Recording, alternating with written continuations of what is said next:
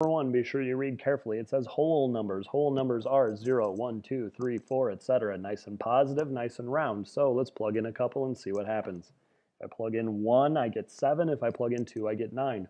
Looking down at the descriptions, the only one that fits 7 and 9 being two of the numbers that are a result is it's odd. The answer for number 1 is odd.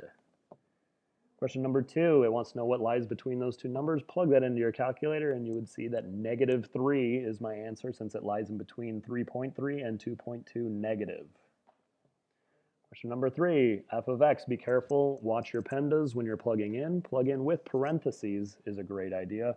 -3 quantity squared is +9, which is why my answer is -72 and not +72. Question number 4, volume equation for a rectangular prism is length times width times height. Plugging everything in, divide my numbers over, my answer is 60. Question number 5, it tells you an x and a y, and then it says, how much does the value of that x times y exceed? How much larger is that than y minus x? So 3 times 5 is 15. 5 minus 3 is 2, and it wants to know the exceed, so my answer is not 15 or 2. It is the difference between them, 13. Question number 6, it says 3 inches less than. That means -3 inches. And twice the width would be 2w, since later it states that w is the width. The only answer that fits that is E, length equals 2w minus 3.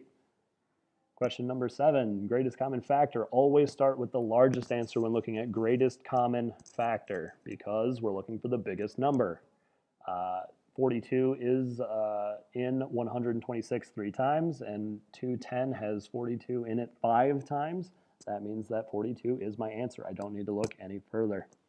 Question number 8, try every single scenario. So two numbers added together that are 19, that their product, meaning multiply, is 70.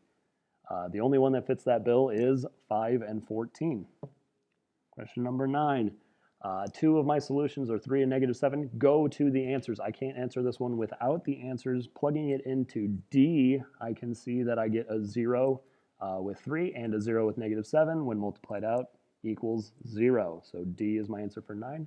And question 10 asks about miles per hour. I have 180 minutes. I need to change that into hours. That is 3 hours, so 240 miles divided by 3 hours is 80 miles per hour.